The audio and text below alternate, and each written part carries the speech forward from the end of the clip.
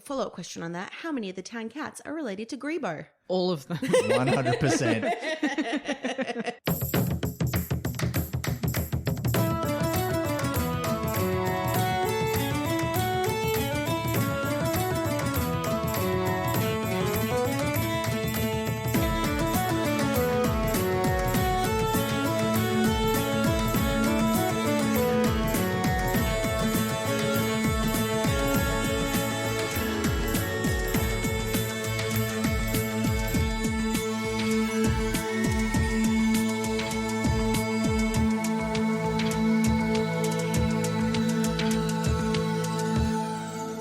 Hi, I'm Elizabeth Flux. And I'm Ben McKenzie.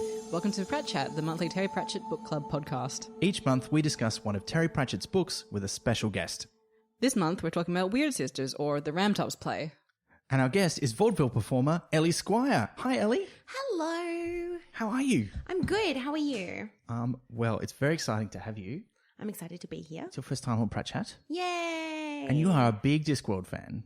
I am. I have been since probably high school. I used to put them inside my chemistry book instead of doing chemistry. Oh, wow.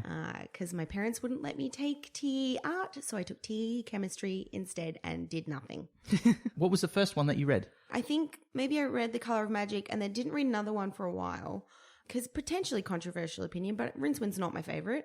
Thank you. It's not controversial on this podcast yeah, to some members of the podcast. It's not Rincewind himself, it's just his books aren't as good. Yeah, I mean he's fine. And I love the trunk, possibly one of my favorite characters. But I was like, do I really want to hear a story about a dumb boy? I think maybe WYRD Sisters was potentially the next one I read, and I didn't stop from there. Yeah. I remember I found out that you were into the books. We were on a quiz show together. Oh, yeah. And there was a question about naming all of the books. And we got really excited. We were like, we can do this. Mm-hmm. And we failed miserably, actually, we did such didn't a we? bad job. They wanted you to name all the books? Or as many as we could in the time, I think. Was that the Yeah. question? It was something like that. And we did not get as many as I think we probably should have. But, it's never the same when you're on the spot and you're under pressure on a quiz thing. I don't remember the names of anything. But I'll be like, that song by that person. I like it. I have not registered it in my brain aside from what the song sounds like. Well, fun fact for people listening at home, I had to write down my name to introduce myself at the beginning of this podcast in case I got too nervous and forgot it. So Yay. it's all right. But it worked out okay. You did remember your own name. You did Mostly. a great job. Thank you. Now, before we get too further, we should congratulate you too, Elly, because you've had a very successful crowdfunding campaign. Yeah. I'm going on tour next year. And was like, I don't know if I have enough money to do that. So I did a little crowdfund, put some cute little prizes on there, and it got funded. And now I'm just kind of trying to bat over that. Yeah. And that's going pretty well as well. So hooray. It means that I can make some merch and t-shirts and pins and just a bunch of fun stuff. That'll and be great. also not be excruciatingly poor. It's the arts. Yay! Oh. There is no glamour in the starving artist No.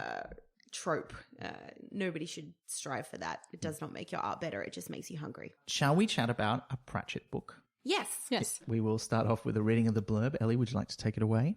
Things like crowns had a troublesome effect on clever folks. It was best to leave all the reigning to the kind of people whose eyebrows met in the middle.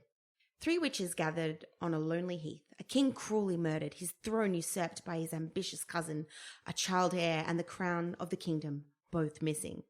Witches don't have these kind of dynastic problems themselves. In fact, they don't have leaders. Granny Weatherwax was the most highly regarded of the leaders they didn't have.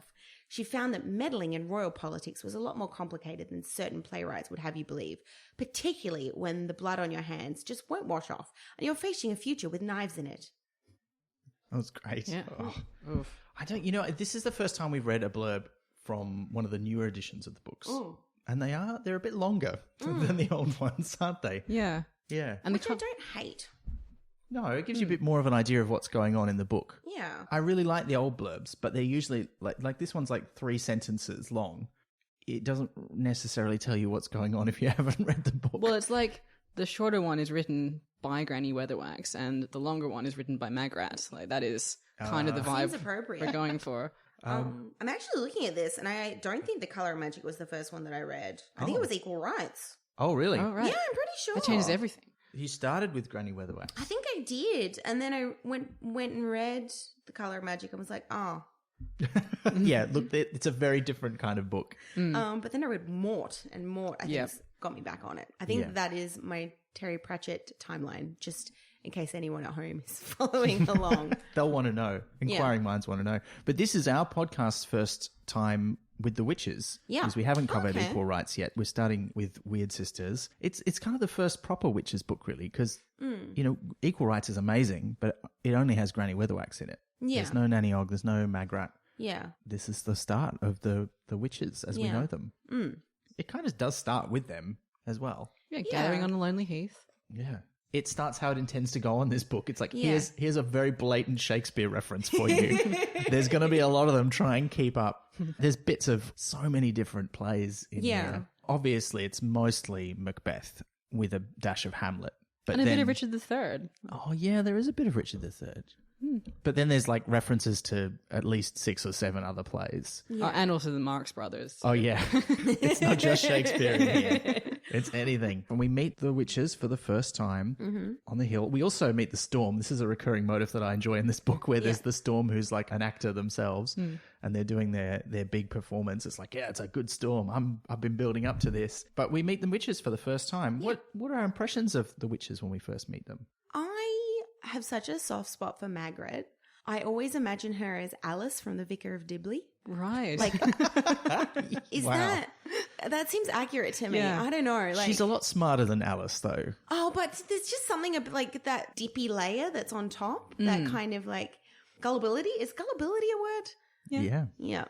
And she's so committed to like her idea of what a witch should be. Like she's done the reading, she's bought the outfit, she's got all the jewelry. She knows what she thinks it is. It isn't what she is on the inside, but it's what she wants to be. So she kind of spends the whole time striving for this image. Yeah. And it's the one thing that I thought was really great of that was where the fool's listening to someone go la la la as they frolic through a meadow, and it's got the air of someone who feels they should be saying la, not because they want to, but that's what you do when you go through a meadow.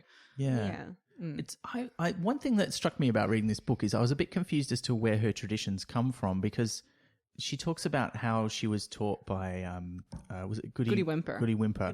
And she's obviously an older witch. Yeah. So if she's been taught all these kind of what we would think of as new age witchcraft kind of traditions, they're obviously not new age on the Discworld. Like they've been around for a while because they've been passed down from witches, but there's still that kind of disdain. Like it's like, oh, this isn't how we did it in the old days. So it's one of those weird things where Pratchett's brought something from the real world in.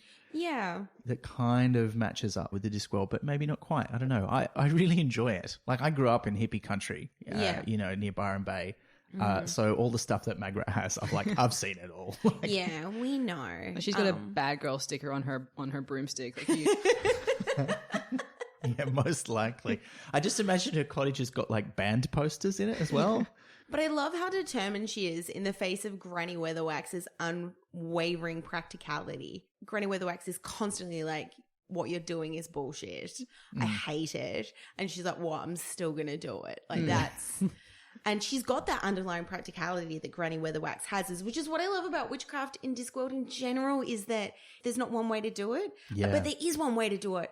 But there's not one way to get to that point, if that makes sense. Yeah. Like, you can have the wands and wear a fairy dress and be the good witch and that sort of thing, which is, in a later book, and still have it work for you. And it still works in the same way. And they all have that same underlying practicality that Granny Weatherwax has. They just don't all wear it on the surface. And sometimes Granny Weatherwax is willing to go to that weird dippy place, with the thing that she thinks doesn't work to make it work, if that makes sense. I like how they have that so much respect for each other. Absolutely. And there's a recurring thing in the book where they meet at their different houses and they always defer to whoever's house it is. Yeah. So when they're at Magrat's place, they get out all the candles, they do the octagram, they do all that stuff. And when they're at Nanny Og's place and she's the one who suggests, we'll do a conjuring because we'll talk to a demon. And they're like, well, it's your house. All right, we'll do it. we'll do it in the wash house. With the soap flakes. Yeah, so good. And speaking of Nanny Og, who we also meet for the first time in this book, I'm just gonna put it out there. She's my favorite of the witches. Ooh. I love her so much. I've got a question for you. How much of Lancre do you think is related to her? At least half. At least half. At least half. Well, Yeah. some of her kids move far away. Like, they don't all That's stay in true. Lanka. But I was looking up like stuff about the Discworld, and supposedly Lanka's the biggest kingdom in the Ramtops, but it's still tiny. There's like maybe 600 people who live there. And I reckon if there's 600 people there, at least half of them have got to be related to the Oggs in one way or another. Follow-up question on that. How many of the town cats are related to Grebo? All of them. 100%. Yeah, totally. Who we also meet for the first time, although he doesn't show up till later. I'd forgotten what his part in this book was because it's been so long since I'd read it. And of course, he has a much bigger role in some of the later Witches books. But here, his presence is still very definitely felt as soon as you find out about him. He's amazing. He reminds me of Horse from Foot Rot Flats. Oh, yeah. Very similar vibe. I don't know if you haven't ever read Foot Rot Flats, which... going back and reading, you're a bit like, oh no, Murray Ball, you're a little bit gross. But like some of them are great. Yeah. When there's no female characters involved, brilliant. Footrot Flats was a long-running comic strip about the dog, a sheepdog in rural New Zealand. Imagine Gaspo the Wonder Dog as a border collie forced to work hard for a living on a farm in Lanka, and you'll get the general idea. But Horse was a cat that was actually a real cat that he had. That was exactly like Rebo, like would beat up the dogs. Everyone was afraid of him, was huge. So I think because I loved Foot Rot Flats so much as a kid and I loved Horse, when Grebo came along, I was like, yes, this is my favorite one. He's in my top 10. Well, we do need to talk about Granny Weatherwax, though. And this is not her first appearance in a Discworld book, and she's even name-checked in a couple of the ones between Equal Rights and here. She is the greatest of the leaders that the Witches don't have. Absolutely. Like, she's that real no-nonsense tough love. And sometimes I think she goes too hard on the tough, but then always comes back. And I think she's also willing to admit that she's been a fool, even if she'll never actually admit that she's been a fool to anyone, but except Nanny Og. Like, Nanny Og's like, all right there, Granny Weatherwax. And she'll be like, yeah, all right. Don't ever talk about this to anyone. And I kind of love imagining them as, because there's that brief scene, but like I love imagining them as young women together because like because they talk about how they knew what each other were like, and I just can't really see them getting like having the same dynamic but being young and going about their business. And I really like that Pratchett always left that a bit mysterious. Like, you get hints about what they were like when they were younger. Yeah. And in some places you get quite big hints about specific episodes in their lives, but you never really get the full story. Yeah. And I'm like, we don't need it. We want them as they are now. Yeah. Because she's kind of like Miss Marple is written, not played on TV. Like, she's just very no nonsense. She gets stuff done. She cares about the people around her, but she'll also have no trouble like just taking down a murderer. Like, that's fine. Yeah, I can actually, that would be amazing. Like a crime procedural with Granny Weatherwax as the lead. Well, because I kind of also see her as like a doctor. Like, that's kind of her, you know, like she applies a lot of things that I would consider to be modern medicine, because I think in the books from memory, doctors are like they used to be, just like creepy hacks who like can't do anything. But I always imagine Granny Weatherwax, which is a little bit typecasty because she's already played a witch, but Maggie Smith, like oh, she'd be so good with like, or Tilda Swinton when she gets a little older. Like, I can see her like stare, like real. She does a real good icy stare. Again, they both played witches, so they both do a good snap, like a good like. Speaking of someone else who's already played a witch who would be good, Angelica Houston. Oh yeah, of course. Because there's that thing where it talks about how Granny Weatherwax is always hopeful that she'll be like a really ugly, wrinkly old crone, but actually she's got amazing skin and teeth. And while she's older, she still looks really good. I'm like, Angelica Houston, she's like that. That'd be amazing. Man, she would be so good. And Nanny Og is Miriam Margolyes. Oh, 100%. Like, it's just her vibe. And her tribe of just daughters-in-law who come and provide everything, do everything for her, and she sits sort of as the matriarch. So perfect. In the animated version, the voice for Granny Weatherwax was provided by Annette Crosby, who plays the, I've forgotten her first name, Mrs. Meldrew in One Foot in the Grave. But I could really imagine her, even in live action, really nailing the role as well. Like, when was WYRD Sisters written? Was it the early 90s or the late 80s? Late 80s. Yeah. So it's before The Craft. It's before Buffy. Yeah. So it's interesting because there was like a wave of sort of new age witchy sort of characters, which is how I was imagining Magrat, because there's this scene in Buffy where at University Willow's trying to get more into witchcraft, she meets this coven of witches, and the moment she suggests doing spells, they all laugh at her because all they do is wear the clinging gowns and do bake sales. And she ends up calling them a bunch of wanna blessed bees, which is kind of how I imagine Magrat looking but not acting. She's kind of like a combination of the two. Like, they can do but wants to look like she can do. Yeah. But that all came after this book, so that's interesting. Yeah. Well, we should get back to the plot, I suppose. Yeah, But one of the things I really noticed there are a couple of things I noticed right at the start of this book. Like, there's so many jokes compared to some of the later books where there's still lots of good jokes. Yeah. But the early ones just have so many jokes. And I think it's fair to say not all of them quite stick as well as the others. So I think it's still a case of Pratchett finding his comedic voice. The other thing I loved about this is the way he names things in the Discworld, and particularly in this book, where he uses names like Ram Tops and Badass and Mad Stoat. Like, those are the place names, as opposed to in your traditional fantasy novel when things are called like the dragon's spine and the giant's nostril, or that's a Pratchett name, but you know what I mean. And I just loved that. I thought that was really good. Also, so clearly English. Like, there's places in the English countryside called like, the butt's ass, and like, I'm pretty sure there's a place called fuck. Like, it's just like it's that he's naming them how English towns are named. Like, what's over there, we'll name it after that. Like, Oh, what's that? It's a stair cow. Welcome to the township of Stair Cow. Like, they make a particularly good strong cheese. Well, my dad is where the mouth of the river is a port, so it's Portsmouth. Yeah. So yeah, done.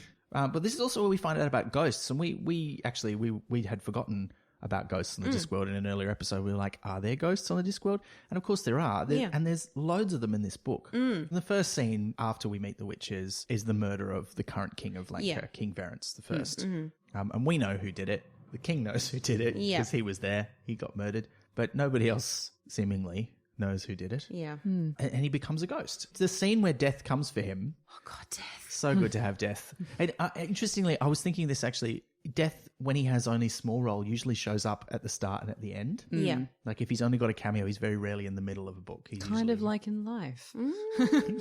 Yes. It just also reminds me how many of Pratchett's books start with murders. Like, oh, so many. Loads of them. But yeah, he turns up and talks to him about being a ghost. And it's interesting because he uses the phrase, this is very irregular. And yet there are hundreds of ghosts in the castle. But like irregular for non-royals and things like that. Like, it kind of makes sense because they have really strange lives, really strange legacies, and a lot of business they want to carry on and see over. A lot of haunting to do in the royal family. So that's true. So I guess that's a hub of ghosts, but there's not many anywhere else. Right. Yeah. 'Cause they do say that Grebo is interested in seeing King Verence's ghost because he doesn't see them very often. Yeah. And being a magic-prone cat, you'd think he'd see. I think all cats see ghosts. Yeah. I mean, also Shakespeare is full of ghosts. Yeah. And they joke Literally, about that he a was lot just as well. made of ghosts. Yeah.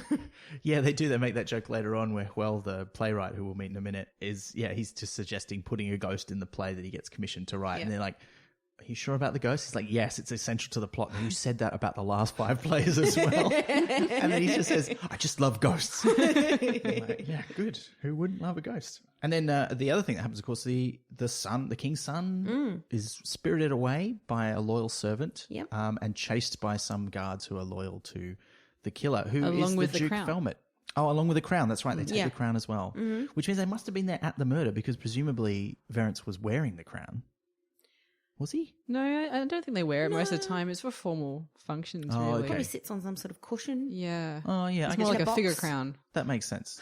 Yeah. I guess I was thinking more like fairy tale where they're always wearing the crown, but you're right. In more practical sense, they don't always wear it, do they? Yeah. Especially if he's hunting all the time, like it would get in the way. Yeah, it'd fall off. Yeah. You're riding a horse. I like to think that maybe the servants found out about it as well as that someone found him, someone's rung a bell and they've gone, the king's been murdered. And then it runs through the castle very quickly. The king's been murdered. And then they're like, oh no. And then they grab the little bab and run him off. They're like, oh, I can see it in my head clearly. They've got a little torch. They're like running through a tunnel. And I've seen Downton Abbey. You can't plan like a murder without all the servants knowing it's coming. That's just how it works. Yeah. And they get the baby to the witches. Mm-hmm. And this is, I know it's early on for this, but this is absolutely one of my favorite scenes in the book, particularly because there's just some great lines in it. You know, they hear the hoofbeats and it's like, oh, sounds like someone's running from something, like they're scared. And Margaret says, what's to be afraid of? Us, said Granny Weatherwax smugly. I'm like, yes, that's so good. Yes, it's so Granny her. Weatherwax, work. And I was really impressed because this is the first one, like I said, that we've read with the witches in it, is that in that first scene, there's not a lot of description of who the witches are, but you instantly know who they are the way that they're written. And their hierarchy. Yeah. Yeah, it's so good. But yeah, they get the baby delivered to them and they deal with the soldiers. Mm-hmm. The other line that's a bit of a throwaway is when one of the other guards runs away and Nanny Ogg's looking at him. And she's got, there's a repeated description of Nanny Ogg where she's like looking at things and sizing it up. And she just goes, I could catch him. What do you reckon? I'm like, yeah, I want to see that. That'd be awesome. But they don't. And also when there's so many good bits in this start scene. Like when someone says, oh, I recognize that badge. That's the badge of King Verence. Yeah. And Granny Weatherwax is just like, who's he? He's the king. Oh, right. Like it's just so unimportant to her life. Like who's king? Like she just keeps on keeping on. And that's the kickoff for the plot, you know? Yeah. Really. And it's got so many elements. Like obviously you've got the Macbeth business. But you've also got a bit of Hamlet stuff in there because like the son has survived and you got some Moses vibes. Moses, yeah. They put him in the river of theatre. Yes, because that's who they give him to. Oh, it's dirty in there. It's like the Ankh. Also, one of my favorite characters. Yeah, the River Ankh. Yeah, they do a good description of the Ankh being like it's so thick that it rises above its banks sometimes, but that's fine because it's not liquid enough. Oh, there's a great scene where they've gone back to I think it's Magrat's cottage. Yeah. And Granny Weatherwax is left alone with the crown, and she sort of looks at it and can't resist putting it on, and then sees all these visions of like the horrible things that people wearing it have done and had done to them. Yeah, and then takes it off, and then when Magrat comes back in, she picks it up and is like, "Yeah, I have to resist putting that on. I would never put that on." and Granny's like, yes, of course. No one would ever put that on. It would be a terrible idea. There's 2 books of evil hats, isn't it? Like, because this follows on sorcery, which is just another evil hat that shows you evil things. Is it evil though? Like, I got the impression like a lot of the things that the crown shows her are more the horrible ways that kings die. Yeah. Rather than the horrible things that kings do. Well, I'll rephrase, not evil, but like hats that show you how power corrupts. Yeah. Oh, definitely. Oh, that's also where they introduce the phrase about it's just a thing being what it is. Yeah, it's a real recurring theme in Pratchett. Yeah. You know, that things have a thingness and that it will out somehow. Yeah. Yeah. They eventually give away the crown and the baby to the traveling players, and we get to meet them when they in the great scene where they go to see the play. Yeah. And Nanny and Granny do not get it. And they're the ladies who are just chatting throughout it, eating a bag of apples, going, no, that wouldn't happen. No, he's behind you. He's going to kill you. I saw it happen. And it's pretty much the That's only... a man in a dress. It's like the only play in the book that's not named as well, because we sort of only come into it halfway through. Nanny Ogg is looking at the play, and it says she's studying the stage with a glare of research scientist, and she says, I reckon it's all just pretending. Yeah, it is. You're so smart, Nanny. That's why I love her so much. Nanny, bless Gither. And that's when we first meet the players, the travelling actors, who they're very Shakespearean. Yeah. Although they reminded me more of the players from Rosencrantz and Guildenstern Are Dead in a way. But they talk a lot about how Vitalier? I would say Vitola. How his voice is so magnificent that he wouldn't be able to order coal because what would come would just be diamonds. Yeah. Like, that's just how great his voice is. It reminds me a little bit of Baron Munchausen. Oh, yeah. Yeah, like very much that kind of vibe, like that we're in the theatre and, you know, everything's kind of like, especially I guess with this, like coming in and out of being real and not real and stuff like that is really, that's kind of the vibe it gives me. And I was kind of imagining all their plays with the Terry Gilliam vibe, so. Yeah, this is true. Like, They're an interesting company. And of course, the other main character from them is the dwarf playwright. Yeah. Will. If you've played the video game, either Dragon Age 2 or Dragon Age Inquisition. I haven't. But there's a dwarf character in that named Varric, and he's a real, like, bombastic storyteller who has an enormous crossbow, and he's actually cut his beard off. Like he's that kind of weird. I'm not a normal dwarf kind of dwarf character, and he wears like a shirt that's like open down to the half down, and I can kind of Quell's not quite that, but I think there's an element of him in there. So visually, I kind of think I started to imagine him. Although Varric is also a bit like Cassanunda, another dwarf we'll meet later on in the Wytches series, who's not like other dwarves.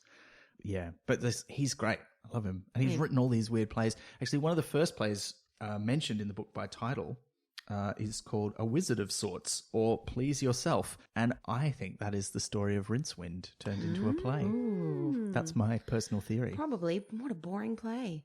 So I'm sorry. I'm throwing down some extreme Rincewind hate. I don't hate him. I just like... It's okay. I understand. But in a play of that, how many people would they need to get to play the luggage? Because it would be like 5 people in a luggage suit, like walking around. That would be amazing. Yeah.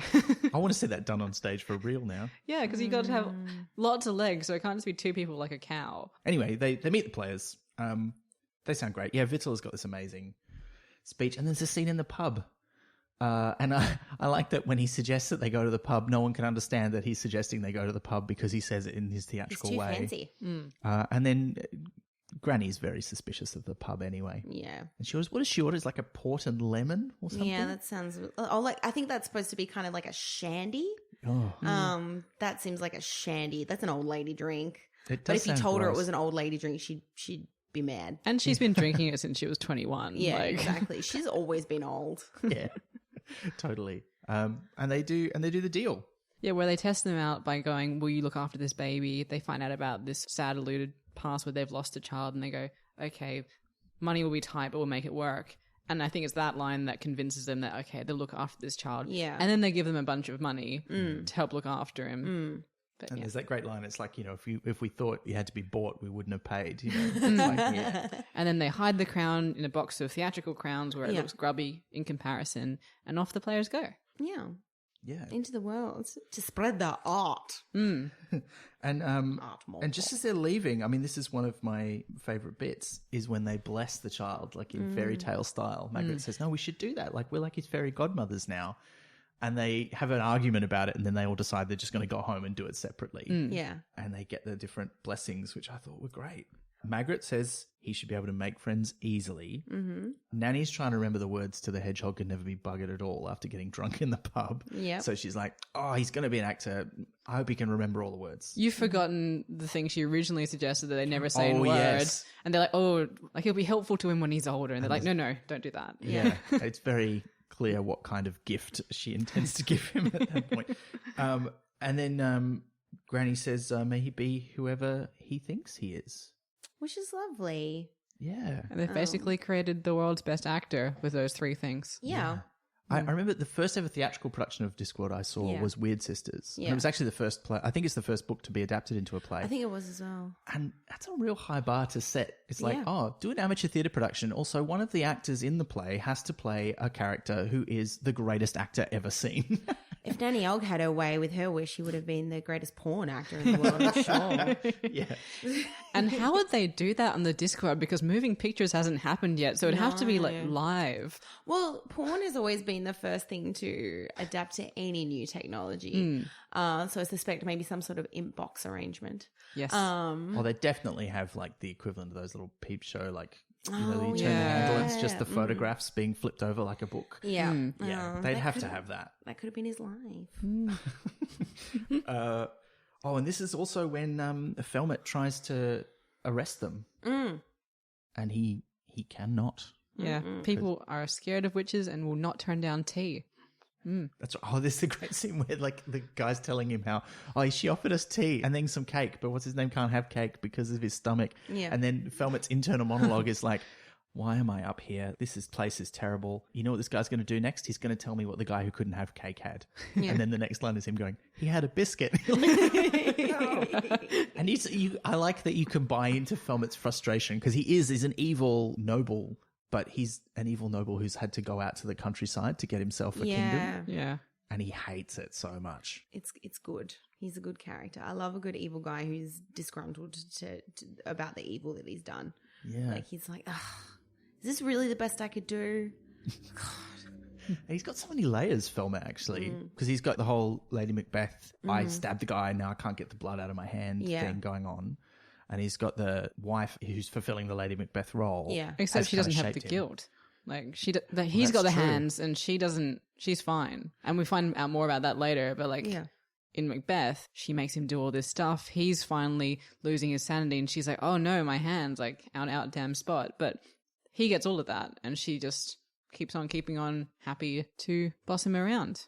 Do we think that's a missed opportunity? Like, would it have been good if Lady Felmet was in it a bit more? Near the end, Granny Weatherwax is told to do her worst by the Duchess, and she goes, okay.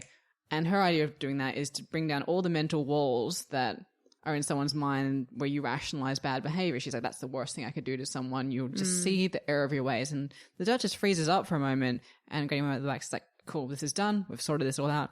And then the Duchess is like, I've done that. I'm fine. I'm glad I did all those things and you haven't thwarted me at all. She doesn't care. She's genuinely bad all the way through. She's a psychopath. Psychopath. Yeah, so the hands thing wouldn't have worked with her. Well, I think maybe that's why she's not in the book very much, so that they've got that bit at the end where it's like, I'm going to get you, and then you find out, whoa, you were way more evil than we thought. I love a good proper psychopath in a story, just because there's very little you can do that's going to bring them down. Headology doesn't work on someone whose head works in mysterious ways. Exactly. And if you don't try, she thinks you're weak. Like, that's her whole thing. Like, she's strong, you're weak. She appears a bit at the start of the book, but she's really just sort of telling off the Lord Felmet. And there's whole scenes where you don't hear her side of the conversation because it's all inside his head and he's not really listening, which is so rude. But at the same time, that's Pratchett blending what we would consider now a pretty old-fashioned way to write a comic marriage with they're also awful nobles who are murdering people. Yeah.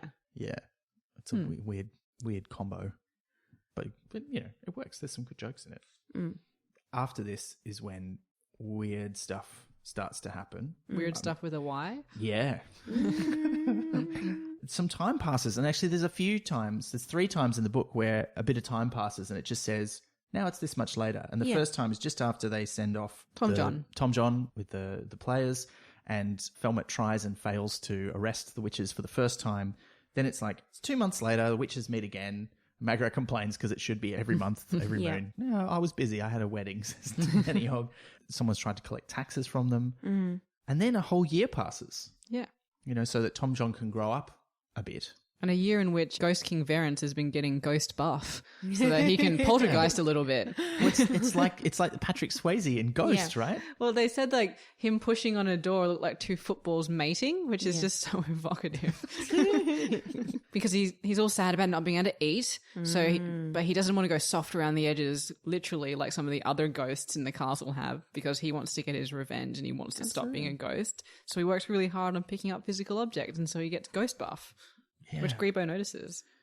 Oh, yeah. Of course Grebo notices stuff like that weird cat.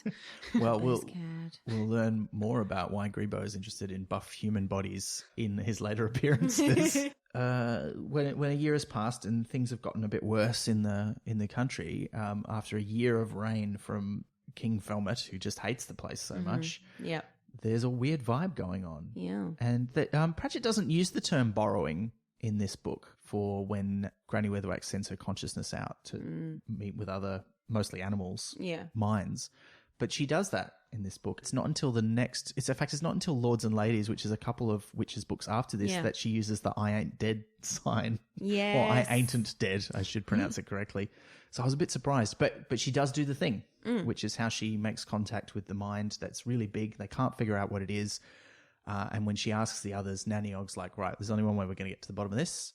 Let's summon a demon. Classic. My memories of the witches was that they did hardly any like magic stuff. That's the point of them. Like, they don't have to do it. People know they can, which is why they don't. Yeah. And so I was really surprised how much of it there is in this book. They do all kinds of spells. The demon summoning scene is great. Because they don't go about it the proper way, and he's offended, and Magrat's a bit put off, and there's soap flakes, and they're in a bath, in a washroom. It's that recurring theme in Pratchett where he's like, well, look, he treats magic a bit like scientific stuff, where there's an essence of the thing that you have to do, and a lot of the pageantry is just people putting stuff on it that it doesn't need, like when you can summon death using a bit of wood and 5 cc's of mouse blood. But usually people do all the candles and the wizards and stuff. But the witches don't bother with that nonsense either. They summon him, And then they go, what's your name? He's like, oh, you wouldn't be able to say it in your tongue. And they're like, oh, try me. So shall we try? For me, I think it's Reherzogepudlitz. Oh, I believe it's pronounced Jif. Actually, it's fur. I've been to Barcelona, so I know how to say it. This is like the kind of name that the worst kind of Dungeons & Dragons player comes up with for their character and then it forces everyone to say it correctly for the rest of the time that you play. But it's... okay, here we go. No, I don't think that's right. Why'd you do it in a Scottish accent? Well, because that's what Scottish sounds like to non-Scottish people. Well, if you're in Glasgow, in Edinburgh, it's all right. But if you're in Glasgow, you're like, I don't know that I can do better than that. It's very difficult. You know who it reminds me of is Mr. Mutzelpluk from the Superman comics. Oh, yeah. Who's like an extra-dimensional character. He's like a tiny man in a purple suit with a purple bowler hat. He's not really a villain. He's just sort of a bit of a jerk. Oh, so he's Rincewind. And he's got a very... No. How dare you? But he's got a very similarly unpronounceable name that's all X's and J's and Y's and Z's and no vowels. All right, I'm going to have a go. I'm going to choose to pronounce the X like a Mandarin because that I think would sound nice. It's Wushi Hurtle, Jewel Pixlage. Whoa. Yeah. I think that's the best pronunciation I've ever heard of anything. Okay, I'm impressed. That was cool. You don't see a lot of demons in Discworld books. Yeah. And then he never really talks about where they come from either, like whether there's like a hell or if it's just they're from another dimension or something. But they do know things. Like this demon knows things. And I love the 3 questions thing where they're like thinking about the questions. Yeah. Yeah, because like the genie where you get the 3 wishes and they're trying to trick you into wishing for something really bad by accident. Oh, this is the great gag. Demons were like genies or philosophy professors. If you didn't word things exactly right, they delighted in giving you absolutely accurate and completely misleading answers. Yeah. Yeah, so they summon the demon and the demon tells them what's going on. Yeah. Which is that the kingdom has woken up. It's got a mind and it's like really unhappy about being ruled by someone who just does not give a shit about it. And I like that Margaret had previously described it as being a bit like a dog and Granny Weatherwax had sort of said something nice but had really kind of dismissed that. And then when they find out what's really going on, Margaret goes, yeah, like a dog. Doesn't care if its master's good or bad. It just wants its master to love it. And Yeah. like, oh, yeah. You were right all along, Margaret, like usual. Because she's a junior, she has to learn her place. She's like the apprentice. Except she's not an apprentice anymore, is she? No, she was apprenticed to Goody Wemper. She's a witch in her own right. She's just seen as young and foolish by the other witches. Well, they do have sort of lines about how you have to, like, when you're the youngest, you have to do things like make the tea and do all that kind of thing. Yeah, totally. She's like an intern. I mean, she is an intern pretty much. Yeah. Like, that's kind of her deal. Yeah. I love that the demon gets so put out by not being... He wants to be banished properly. Oh, yeah. Like, it just makes me so happy. Can you hang up? I need you to hang up. Yeah, can you I need to go back. If you don't say these specific words, I can't write this meeting off on tax. Like, can you just...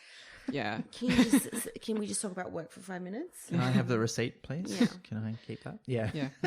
After they've done that, that's when the kingdom sends the animals to Granny Weatherwax's garden, and they all show up to really press on her. No, we're serious. You've got to do something about this. Yeah.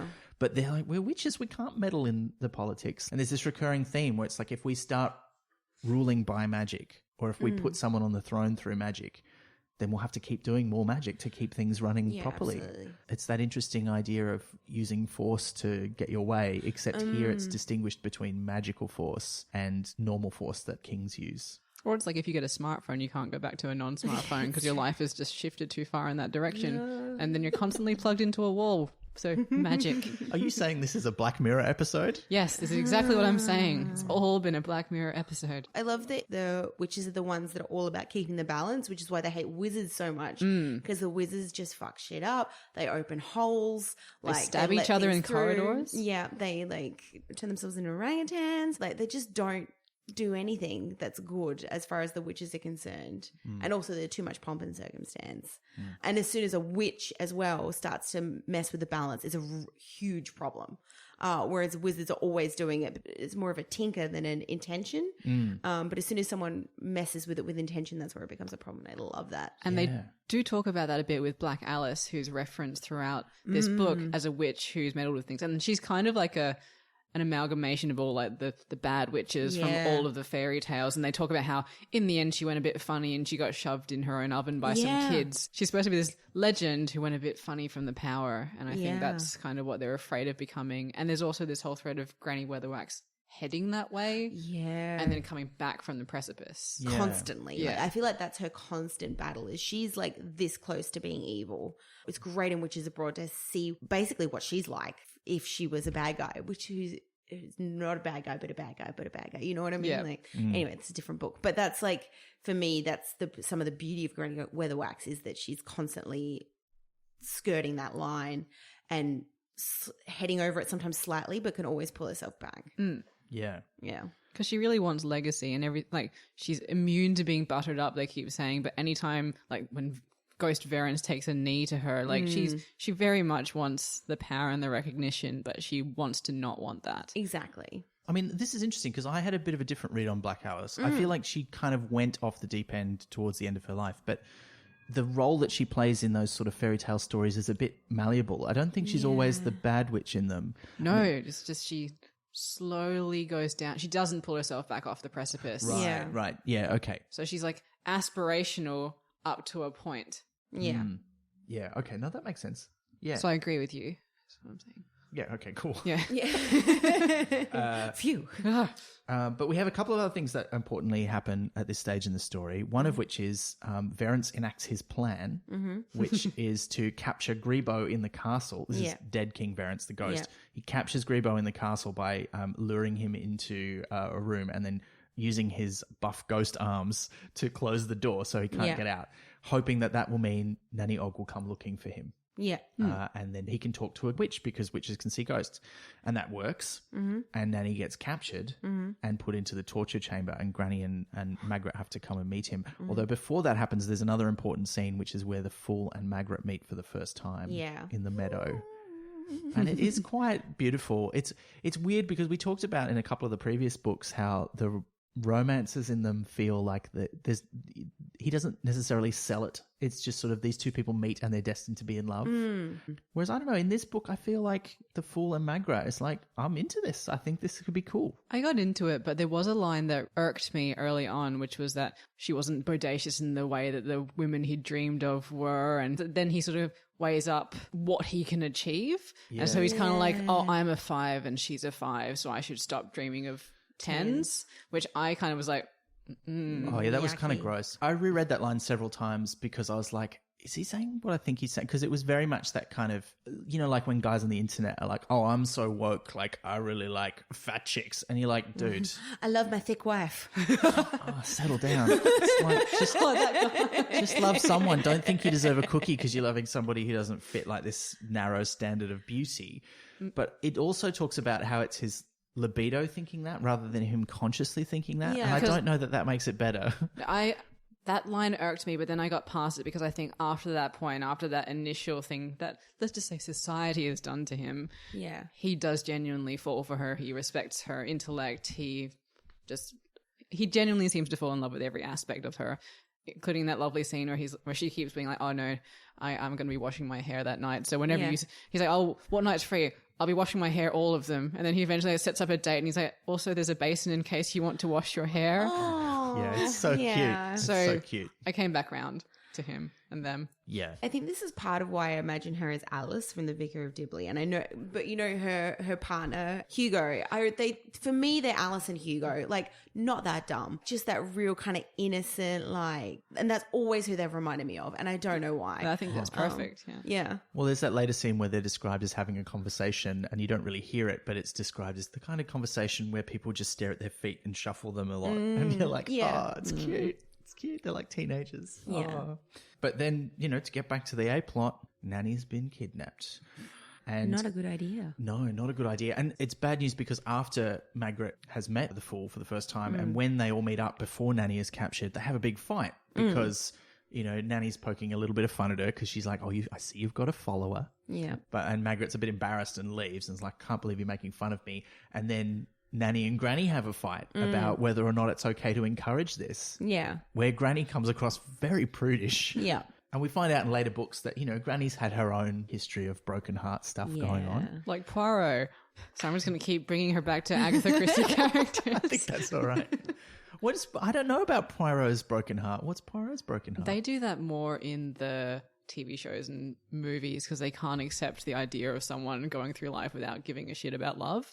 They do imply that he has a long lost love in a lot of the films, and in the TV series he's got like a lady who just didn't work out, and that's why in the TV show, this David Suchet one, he has that little badge that he has flowers in because she gave him that, and he's got that throughout the show. Okay.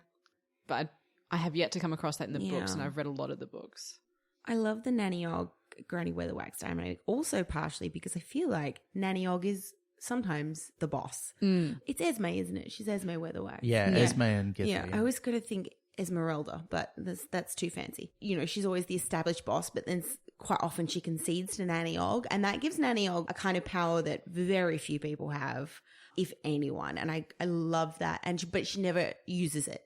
Like Nanny Og has this power over Granny Weatherwax, and she never ever uses it except to make fun of her, which I think is quite frankly the loveliest. And I love that there's someone that can make fun of Esme while saying, "Oh, I would never make fun of you." Like that kind of, it makes me, it pleases me. It's a good female friendship. Yeah, it's perfect. Yeah, Nanny Og has power that she doesn't wield with like an iron fist. She just has it, and people do what she wants because she could. Yeah. Well, except when it comes to her daughters-in-law. Oh, yeah. She's real mean to them. She's so mean to them. She reminds me of my partner's grandma. She's a real matriarch, and she's ended up with a family of boys, which she's not super into because she wanted some girls to continue the matriarchy. How does she treat you? She loves me. Oh, good. Good. She's not as friendly as Nanny Og, though. She's a Nanny Og Granny Weatherwax hybrid. Oh, yeah. Well, that's kind of the best of both worlds, I feel. It's not too bad. That would be the ultimate witch, yeah. I think. But this is, once Nanny's been captured and she gets rescued, I mean, that's quite a tense scene because it's also when the tensions in the kingdom are coming to a head. The people are starting to revolt. He's burning down people's houses and he's not even letting them get out of the house first like the old kings did. Old kings do it to show they care, but this one is his heart's not in it. Yeah. He just hates us. Yeah. And there's a crowd gathering at the castle when the witches get there to rescue Nanny Og, who is being tortured but is pretty much okay. Yeah. And she's met the king, the ghost king. I love the bit where they're playing I Spy in the torture chamber. It's very cute. Also, Nanny O is a kinky lady. She's got a closet full of things. This is nothing to her. Yeah, you do get that impression. I mean, she doesn't know what any of the torture devices are called, but she doesn't seem, at all fazed by any of them. 50 Shades of Gither. Like... My favorite is when the Duchess is trying to loom over her and she's like, look at all our torture devices, this is going to be you. And then she goes, what's that big pointy chest in the corner? And the Duchess is all like, oh, that's the Iron Maiden. And she gets cut off halfway sentence while Nanny Og goes, oh, can I have a go on that? The Duchess doesn't know how to react. Yeah. Oh, I love that. I love that scene so much. There's the whole thing with the guards when they're both Magret and Granny Weatherwax pretend to be an apple seller. Because it's traditional. It's traditional for witches. And then Magret does her big bit of magic for the book where she makes the wooden door that's barred for the torture chamber remember that it's a tree and grow and burst out of its spot. But she overdoes it a bit and the whole thing goes... explodes into leaves and stuff. That's really cool. Yeah, the way they use magic is very nice. Like in the most low cost way as well. Like, yeah, I'm not going to explode this door by just throwing fire at it. I'm just going to explode this door by using its own energy against itself, which is kind of a nice kind of almost a Jedi kind of biznatch. And a good contrast to the wizards. Exactly. Like I think the witches are constantly contrasting the wizards, which I also I feel like Terry Pratchett has a really lovely respect for women because they've always been the sensible ones. They only got to be sensible. Like men got to go off and study science and, make things and do important things, and women had to stay in the towns and keep things running. And I feel like he's really championed that aspect of women's lives back in the day. And it is pleasantly contrasted in how wizards have to be the eighth son, this whole thing, whereas the older witches go down and go, that's a good young girl, I'll train that one. Yeah. I mean, they do still say that witchcraft finds you rather than the other way around. Yeah. But I think that part of that process is the witches identifying, oh, you've got the aptitude for this, you can do this. Yeah. It's just sensible, with Tiffany Aching. You know, she makes cheese and they're like, that's a sensible, cheese is sensible. Like that's, you know, and she's just practical, sensible. And that's how you know you're a witch, because you're excessively practical. So they release her from the dungeon. Yes. They do release her, but the King Felmet still has kind of the upper hand, even though he's been totally freaked out by seeing the ghost. And Nanny Og has recounted exactly what happened when he was murdered, because the ghost has told her. Does Felmet see the ghost, or does he see the dagger move? He sees the dagger move, that's right. But because ghosts can only be seen, like, is an important point, by witches, by cats, by death, and by close relatives. Because the Duke is a cousin, he's not closely related enough. Yeah. And presumably not a first cousin. Yeah. No. Although, well, he is next in line if all the kids are gone. Well, I mean, royalty is also closely related as well. Isn't that why so much haemophilia is through the royal family from Queen Victoria? Yeah, totally. She was a carrier, but Now not so much. Now they're diversifying nicely. But Yeah, well, like in the real world now, it seems like on the Discworld there's no necessity for royalty to marry other royalty. no. Like you never find out where Lady Felmet's family is from. I mean, presumably she is from some kind of royalty as well. she is fancy. Like, Yeah. Royalty seems kind of like they're important, but the people could tell them that they're not important at any time. You know, we don't need you, but we like this. If we don't want it to work this way, we could stop it, but we do want it like this. So we'll keep you there. And there's that feeling too that people just don't want to be bothered with all of that stuff about government. Someone's got to organise that the roads get built and maintained, but we don't want to have to do that. That's your job. You're the king. Yeah. If we had to vote on this every 4 years, that'd be too much effort for us. Like we don't What you want busy to with the bother. cows? Plus, Nanny Og would just choose because Yeah. she is in charge of half the town. That's true. That's true. They'd all be asking the witches who they should vote for, and Yeah. then they'd be meddling every time. Yeah. But yeah, well, they escape from the place, and Felmet, who's gone like properly nuts now, having the encounter with the ghost, even though he can't see it, really like makes something snap in his brain. Yeah. And he becomes obsessed with getting rid of the witches, but also Washing becomes a his bit more hands. unhinged. Yeah, he does that. It gets worse and worse through the book as well. Like, and by Yeah. the end where he falls off the castle, Yeah. trying to hang on with his ruined hand, Yeah. I was like, how much of it can be left? Or even scouring it off and things. Like Yeah. Yeah, because he like gets a cheese grater and a file, and yeah, it's just gross. Like So visceral. I can't deal with. and all Pratchett has to do is tell you what implement he's going to use next. He never describes him There's actually still doing blood, it. and it's like, what? It's his blood. What? Gross. As they leave, he has this sort of clarity of mad kingness where he's like, I know you can't do this by magic Yeah. because I know how you work. So you're going to have to just put up with it. And he leans into propaganda by being, okay, so what's the minority we can focus our hatred on so that no one notices how bad the government is? Yeah. Oh, yes, witches. Oh, yeah. They're the reason people can't go out to dinner. Scared. All the problems That we've is ever what had. he's trying to do, isn't it? Yeah, it's 100% what he's Oh my trying God, to do. he's Peter Dutton. Like, Oh, God. Peter Dutton is the Minister for Home Affairs in the currently Conservative Australian government. He recently claimed that people in Melbourne were afraid to go out at night because of African gangs, which would be true if A, people were afraid to go out at night, and B, there were any African gangs. He's exactly the sort of person Sam Vimes would struggle not to murder at one of Sybil's dinner parties. But it's just all through history. It's like, where can we shift the blame so that no one notices the actual bad stuff? Yeah, and it's two-pronged because it's that, but it's also, and I know they're the only ones who could get rid of me.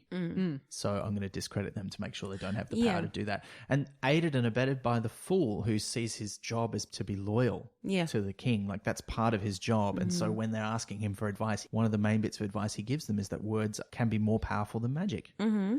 But it's also strategic because he doesn't want them to just go straight up do a bunch of violence. yeah. So it's the lesser of two evils, I think, that he's moving them towards because there's more potential to save lives with words. Yeah. When we first meet him earlier in the book when he's like eating in the kitchens, he's like really smart about something. Yeah. And the cooks look at him a bit suspiciously going, what did you say? And then he like goes, Marry, prithee, nuncle, I know nothing. And it's kind of hilarious. And then you have the horror flashbacks to his time training as a fool and the grandfather who just like yells at him for making off book jokes and like, Yeah.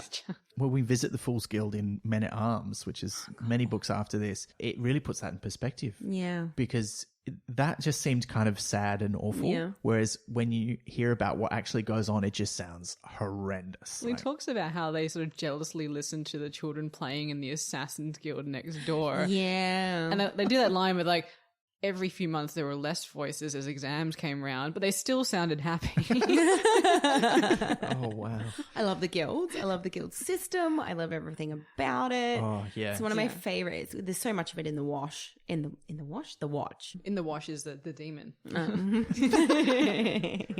Whose name you said so wonderfully earlier on. They get out of the castle. They almost get run over by a cart. And that is the last straw for Granny Weatherwax. Like someone did not go around them in the middle of the road. Because the world moves around her. Like that is how it travels. Yeah, and for all witches, but not today. And then she does her like one bit of really blatant magic where she just points at the cart and there's like a flare of octarine fire and all the wheels just fall off. Yeah. And you're like, yeah, you deserve that, you jerk. And that's how you know she could turn evil at any minute.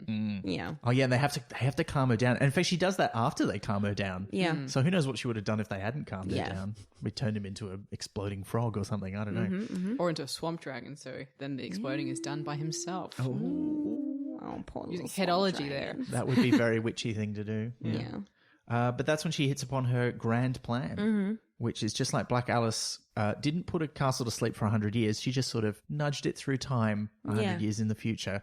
She's going to send the whole kingdom 15 years in the future so that Tom John is old enough to come back. Because they're like, well, we can't meddle too explicitly, but if we could wait until he's old enough to come back and take the kingdom for himself, that'd be great. But we can't do that, like, because that's 15 years of reign of this psycho. Yeah. We can't deal with that. We're going to have to accelerate things. And so she just shoves the whole kingdom. And it's this massive feat of magic. And I think Pratchett does a really good job of selling how big a deal that is. And it's such a great scene where they're flying around on the broomsticks and, you know, her broomsticks falling out of the sky and Nanny Ogg saves her. Yeah. I love the big feats of magic whenever they happen in Pratchett books because they're always so grand but also so there's a real begrudgingness to having to put that much effort in as well. Especially with Granny Weatherwax. She could always be this powerful and she doesn't like exerting that power. While this is happening, can you just imagine Death sitting amongst his hourglasses going, what is happening? Yeah. That would be horrendous for him. Like if suddenly like sands just go, or they just pause for 15 years of relative time. But then again, he lives outside of time. So But like the hourglasses surely are in proportion to one another. it's like some of the other ones keep running out for 15 years worth of time. And then all of the ones in Lanka sort of just stop for 15 years worth of time. Because he would have a schedule and he'd be like, I'm supposed to go to no Lanka for 15 years. That's, oh well. Guess I'll go fishing. Yeah. Yeah. Well, there can't be any significant deaths. It's not like he wouldn't have other things to do, I suppose. Yeah, but it just... But still, yeah, weird. Yeah. Weird times. But awesome. And meanwhile, Magrat and the Fool are having their little... Their 15-year kiss. Yeah, that's so great. Like, they kiss for the first time and it technically goes for 15 years and 2 months. It's like, yeah, that's awesome. Very sweet. I like how it says no frog ever kissed this long because there's this repeated line of people asking the witches, will I turn into a frog if I kiss you? The other thing I really love about this magic is that this is another time when Nanny Ogg really saves the day. Yeah, of course. Because they're like, we're not going to have enough time to do it. We have to do it before the cock crows. Granny's like just getting on with it and going, oh, we just got to hurry. We just got to hurry. And how many cockerels are there anyway? Nanny's like sitting back smugly. Yeah, I counted them. I got my children on it. They're just like strangling or like knocking out all the cockerels in the kingdom so that they don't crow and they've got a bit of extra time. Yeah. And she doesn't say anything about it. She's just sort of laughing silently to herself because of how clever she's been. Yeah. And she doesn't let on. Like Granny realizes she's done something but doesn't really know what it is. Like, if she wanted to mobilize an army, she could probably take on the patrician. Oh, she'd be terrified. She'd be as terrifying as Granny but for different reasons if she went bad. Which is why people always pay so much respect to Nanny Ogg, particularly, and obviously Granny Weatherwax. But have they met the patrician? That's happened, hasn't it? I don't know that they've met him. They might meet him in like Masquerade or something, but they certainly haven't at this stage. He knows who he needs to talk to correctly. He's aware. He's a very smart man. He's also He knows one of the my score. favorite characters. Score being because veterinary chooses to read sheet music rather than listen to it, that removes the chance of human error. They do the spell, and the whole kingdom goes 15 years in the future. Thankfully, just before the Fool leaves, he and Magrat have a fight because after their kiss, he reveals he's going off to Ankh-Morpork to recruit the best playwright in the world to write this play, which is going to retell the history of the kingdom and tell everyone that Velmet is not a foul murderer. Which is a great plan, and of course lifted straight from Hamlet. Yeah, well, not straight from, but more or less. And he goes off, and she's like, "Why don't do this?" And he's like, "I have to do it. Like, it's part of the job. And if I'm going to do the job, I got to do it right." And she's like, "You don't even like the job." He's like, "But it's my only thing that I know how to do." And then you don't see him again until he's getting viciously mugged. Yes, because we transfer to Ankh-Morpork. And that's the best introduction to Ankh-Morpork you need in a book. Yeah. Yes. This character that you enjoy that just jangles merrily and is sad about his lot in life. He's being mugged, but legally. Legally mugged. Well, we get all the stuff with Quell and Tom John. Oh, this is where their stories intersect. Yeah. Oh, yeah. And we get Tom John's speech in the pub when there's going to be a fight. Oh, well, there is a fight starting because the librarian's there. And there's all these people insulting Quell, like calling him very like racist dwarf names. And that doesn't kick off a fight because Quell's like, "I'm not going to fight. I'm a playwright. I don't know how to fight." And it even talks about how, dwarves usually are pretty strong, but he's been holding a quill instead of an axe for so long. And then the same guy who's insulting him calls the librarian a monkey. Yeah. And then that's it. It's on. This is back when I think, because Ankh-Morpork used to be so racist. People from Uberwald and other places only really started coming in later, and golems and ghouls and all sorts of like fun things.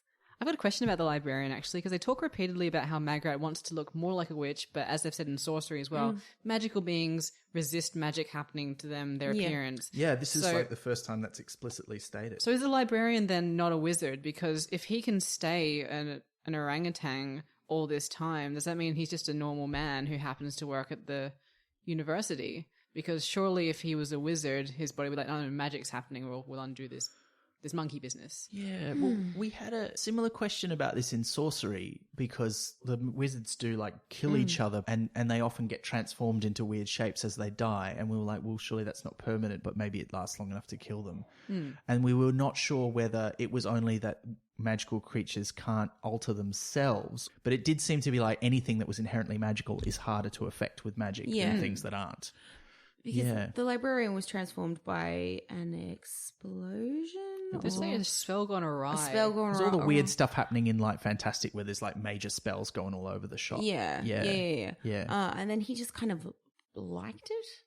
Yeah, because he was the librarian before, wasn't he? Like, yeah, it's been a while since I read him, but he as a human he was a librarian. Although you barely meet him before he gets turned into an orangutan, and I don't think you even find out his name. No. So it's I feel like the librarian becomes a little more witchy in his orangutanness, because instead of like using magic the way wizards do, which is, just with abandon and whatever, he just kind of moves in between it. He's kind of like Tai Chi's magic. And because it doesn't affect him, I think it affects him even less now that he's an orangutan. I think that he's a bit witchy would be my... Yeah. Or becoming an orangutan stopped him from being a wizard, because they always talk about how his brain changed, how his priorities changed. Maybe he... I think what it is that Pratchett sees librarian as like another kind of thing. Yeah. So there's like witches and wizards and librarians. Yeah. And librarians are not inherently magical themselves, but they have this great understanding of the magic of books. Yeah. And I think that's where it comes from. So I don't think he was a wizard. And it's like you were saying, he was a librarian. A while ago when we discussed this a little while back.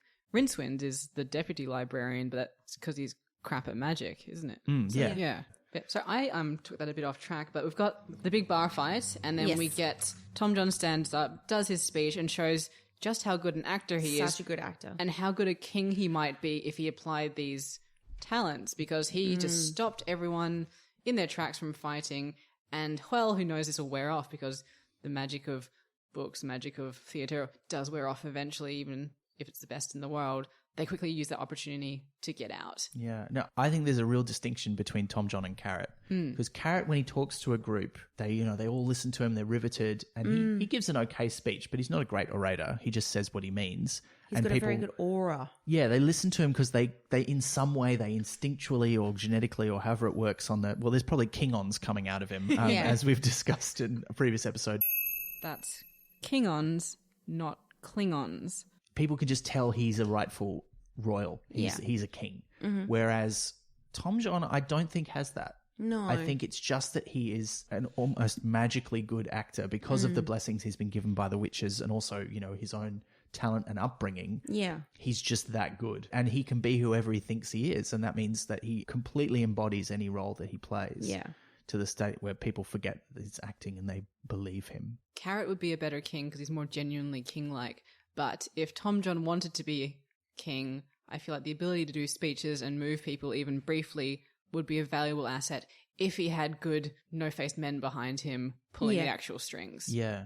Whereas Carrot could do it all himself. And, Yeah. and as we'll find out at the end of the book, he doesn't want to do it. And I think it's partly because he doesn't want to really be king because then he's just one thing forever. Yeah. Yeah. And that's part of the magic of being an actor is you get to be, you know, it's like when people say, I'm not a doctor, but I played one on TV. And it's like, that's funny. But also, yeah, you do. Like you get to be a doctor and kind of be a burglar and kind of be a superhero or whatever you want. Yeah. Whereas I feel like the difference with Carrot is Carrot would be the king if he has to be. Yeah. Like this is, and I think this is agreement with Veterinary is that absolutely if he stood up and something went wrong with Veterinary and he had to stand up for Aunt Mortpork, he would.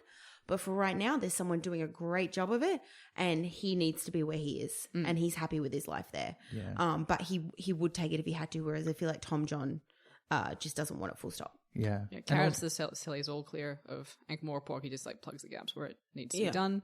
But yeah. And Vimes's influence has really rubbed off on him too. Absolutely. So he's like, I don't think there should be a king unless you absolutely need one. Yeah. It would have to be the people wanting the king. Yeah. For good reasons for him to do it. But we get that great speech. And then as they're leaving the bar, that's when they run into the fool being mugged. Yeah. But legitimately mugged. Like he's got a receipt and everything. Yeah. Yeah, this is. I like this because it's the first time we properly see the Thieves Guild in action. Yeah. Like they've been described a few times previously, but this is how it works. Oh, and when they freak out when they see how much money he's got, they're like, "Oh, this is we've robbed him for too much money. Like it's not going to work. Like it's above my pay grade." And Yeah. we thought he'd have tax. and then so in the end, Tom John makes a profit off the thieves from legal fees. Yeah, yeah. It's like he imagines himself as being a lawyer. He gets into that role, and you're like, "Yeah, this is great." And that's when the two plots crash into each other.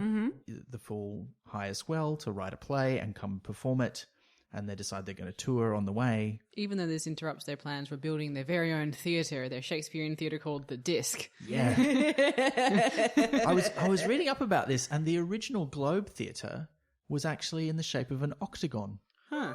kind of like the Octagon Theatre at University of WA. Yeah, that's what's there. I love not the dumbing down of Shakespeare, but the making fun of Shakespeare in this, because I think what people forget, because Shakespeare is this now sort of doing Shakespeare. It was the art of the people. Like Shakespeare wasn't writing for fancy people; he was writing stories about royalty to make fun of them.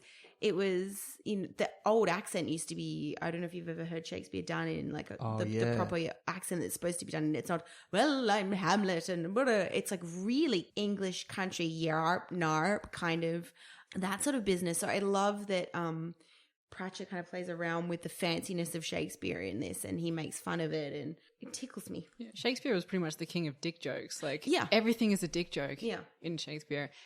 I did also look up the Globe and it's closed and started like Puritans and all sorts of stuff shut it down, but it burnt down one time and I read up on it. It was because a cannon that was part of the effects misfired and there's very few surviving documents about it. But when it went up in flames, they said the only injury was to a man who had flaming breeches, which was put out with ale. Perfect. That sounds like a Pratchett story. Like, straight away. But you know when you read about things like, it's called the Disc and the way the playwrights were and the way they act out the plays and the relationships, he's read so much and done so much research on all of that, which I think is something that a really good satirist does, is they know everything about the thing that they're making fun of. That way, like once you have all the information, you can pull it apart and take the things that are relevant. And I think that's what's very brilliant about this. I totally agree. And also just that I love that he doesn't just pull in Shakespeare either, because there's that idea from the previous book, Sorcery, that he introduces of the inspiration particle that is what gives people ideas. Yeah. And he talks about in this book how Hwell has got a massive like receptor for these inspiration particles, and they just hit him all the time. So he has all these too many ideas, and clearly a lot of those ideas are from our worlds, and they don't quite work in a Discworld context, like when he's trying to write Laurel and Hardy or the Marx Brothers or a couple of other things as well. It was a who's on first kind of joke bit as well. Yeah. Yeah, because there needs to be another person, but what can they say? And then there's the bit that he saves, like when he's trying to write the play with the witches in it. That's basically like a mashup of the witches from Macbeth and Waiting for Godot. The witches are just standing there on the heath. Yeah, it's so weird. I love it. And I did like, the allusions to being a writer. And I was wondering if any of that was insight into how Pratchett was as a writer, just like ideas thrown out all over the place, or if that was his idea of Will Shakespeare as a writer. Because there are lots of ideas you go, this is great, I'm writing this down, I'm gonna do so well with this, and the next morning you're like, what have I done? What paper have I wasted? What was I thinking? Pretty much all my comedy notes. Like, I'll just like, well, because quite often I'm quite a bad sleeper, and I'll suddenly think of something and write a note, and it's like 7 glasses of milk and then some sprinkles. I don't know what that is. Like, It does sound like a Clara Cupcakes show, though. Yeah, actually, I think I've probably got some like. Oh, I'd love to hear some. I've definitely got some here for my my new show. Yeah, the sheep goes bar chicka bar bar. It's great. You know how you pretend to be a lizard person on dates? Do that. The shame you feel about loving doing tax. Oh, I've got one in my ideas that's very, very misspelled, sent at 4 p.m. for some reason. A horror movie for the avian community called The Humans. That's great. It's a very writer thing to do, to keep ideas that don't quite work just in case they can't, and they never do. Yeah. They never do. Like, I've kept whole scenes from like episodes of Night Terrace, which is the audio drama that I've written with the other splendid chaps, just like, oh no, I'll reuse that. I'll use that in another episode. Yeah. No, I've never done that. I should just throw them away and start again. And really that's what I'm doing, but it gives you that sort of sense of security to keep these little bits, as if you're going to run out of ideas. And which is that thing where people are always worried about where ideas come from, and you're like, it doesn't matter where they come from because they keep coming. Like, they always have more ideas. Yeah. Like, throw them away. The Fool has offered them a bunch of money to put on this play, go to Lanka and do it. And Tom John thinks, oh, we may as well do a tour. We'll take some of the younger apprentice actors. We'll tour through the countryside, end up here. While Hwell writes this play, we'll do some of our other things. Yeah. And his adopted father, and I don't think he knows he's adopted at this point, is kind of all sad about it, because he's like, he's not coming back. I know he's going back to where he was born, and there's this force of destiny. He's not going to come back. So there was a sad parting of ways. And they start doing all these plays, and it's a way of showing how impressive Tom John is in all these roles, because the senior actors aren't there. Hwell starts letting him do roles that you have to be over 40 to play, and yet he completely embodies them. Of course he does. And so we're seeing how good he is at this. And as they finally get towards Lanka, they've lost their way.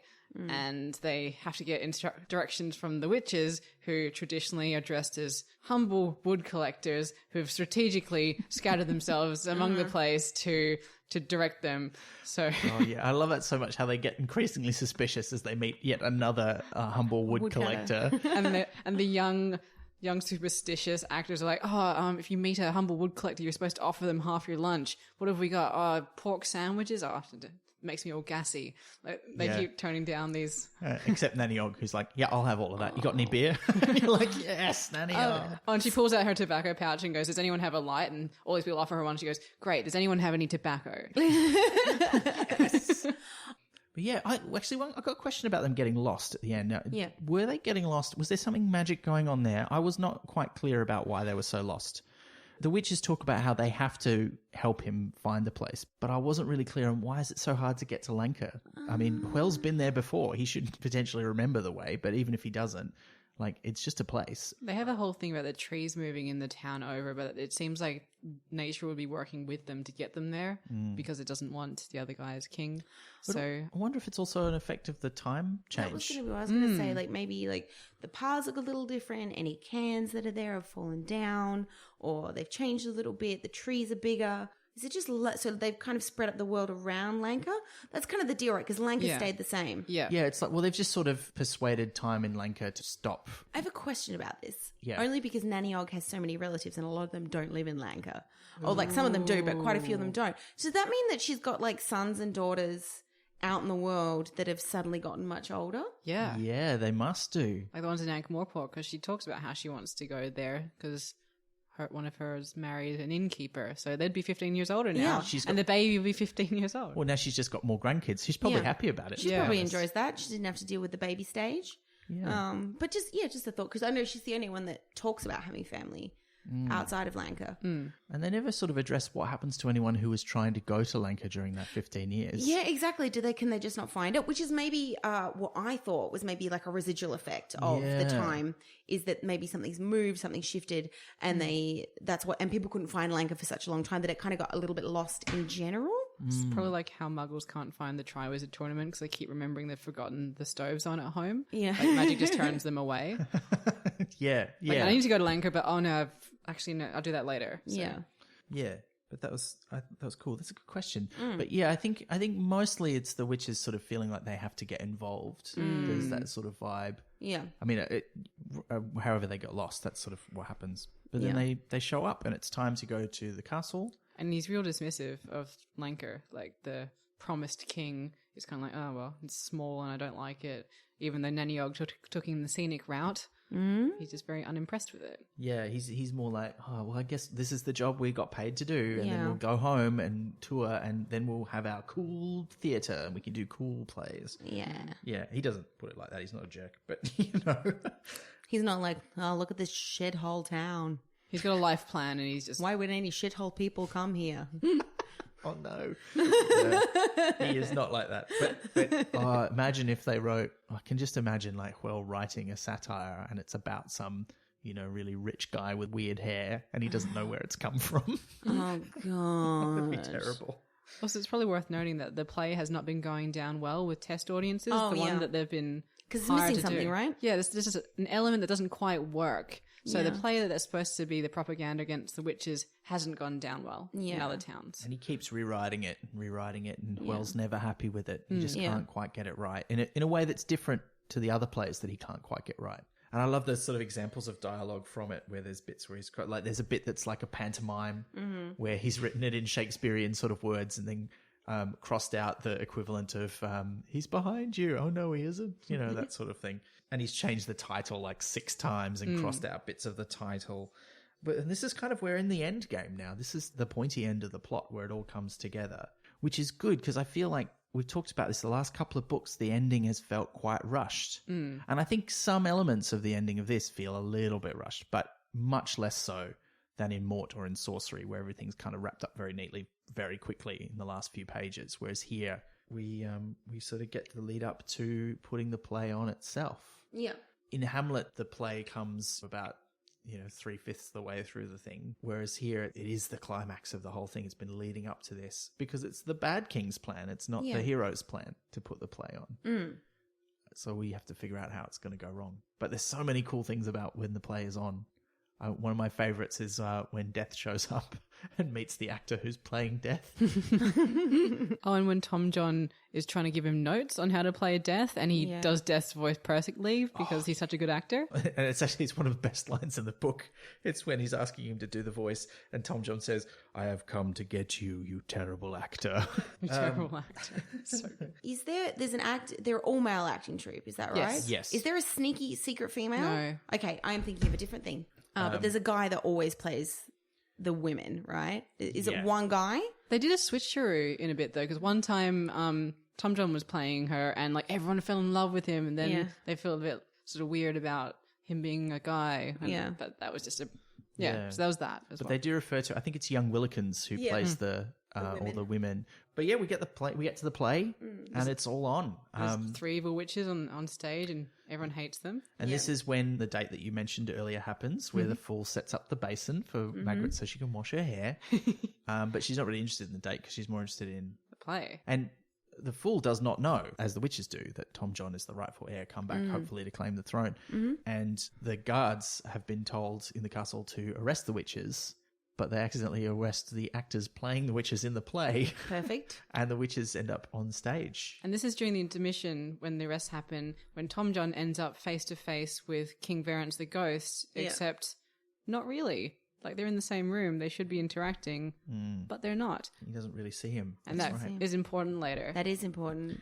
There's a couple of nice lines of foreshadowing in this book. Yeah. Like, there's one right at the start. There's one a bit later. There's a lot of little clues. And I feel like Pratchett treads a really nice fine line, giving you enough clues to know that something is going on. The first time I read it, I think it was a bit of a surprise to me what happens at the end. But when I found out, it made perfect sense. And I think that's the kind of where you want it to be. You don't want it to be too obvious. You don't want it to be too obscure. Because you don't realise they haven't told you the fool's name for half the book. Yeah. And then... and then Magrat finds out what With her it is. apple with peel. the weird love spell thing, and then she doesn't even say what it is at the time. It's not until she's talking to him quite a bit later and she uses his name and he's like, how did you know my name?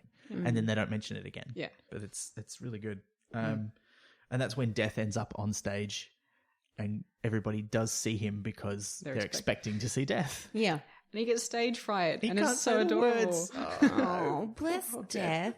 And Tom John has to prompt him with how to talk as Death. And it's just very charming. And then the play sort of goes off the rails. But the play goes off the rails in the way that the play moves itself to being what it was supposed to be all along. It becomes the thing it's supposed to be. The story is resisting the changes that Felmet wants to make to it. Yeah. It's like, no, there's a real story here. And Felmet thinks he can make the story whatever he wants. But, you know, as is so often the case on the Discworld, narrative has a will and a force of its own. And the story wants to be told the right way. And it's being influenced by probably the kingdom's desires as well. Exactly. Meanwhile, the witches are kind of like, we're here to do a plan, but also... this fire looks real fake up close. Let's talk about that instead of doing everything. And they keep talking about how there's this gross gunk in the bottom of the fake cauldron. And it's great. So they just completely go off message. Oh, but they love that. Yeah. And they start telling the real story of what happened. It sort of just comes out through the spirit of the play, infecting the dialogue. Land and the castle. And they tell the real story of how Lady Felmet persuaded Duke Felmet to stab the king. I just want to call him Mr. Felmet. Yeah, Mr. Felmet. Because a lot of Pratchett villains are a mister, aren't they? Yeah. Oh, well, aren't all the assassins misters? Yeah. Yeah. It's kind of like a surgeon used to be a mister instead of a doctor. I still are. They still are, that's true, yeah. So that all comes out and King Felmet's like, this is not okay. Where did all this come from? You can't prove any of this is true. Nobody saw it, which is the climactic moment when we find out someone did indeed see it.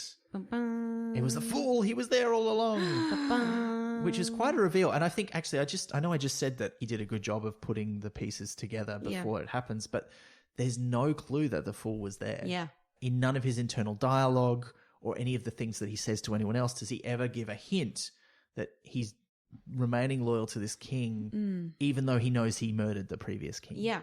My thought was that the fool didn't see it, but he knows he did it because of everything he's found out subsequently. So he came out and goes, I saw it when he didn't. That's how I read it, but I could be wrong because that's his way of breaking free of the loyalty thing. But I could have missed some words. I was reading it very quickly because it could be either way in my mind. Storyline wise, it's very possible he didn't see it, but he knows. The way he says it, I get the feeling he was there and he did see it. I mean, that's what I think happened. But I like that it's open to interpretation. They don't explicitly tell you. Maybe that was intentional. Maybe Pratchett didn't put in any real clues that the fool was there so that you can decide for yourself if he really was or not.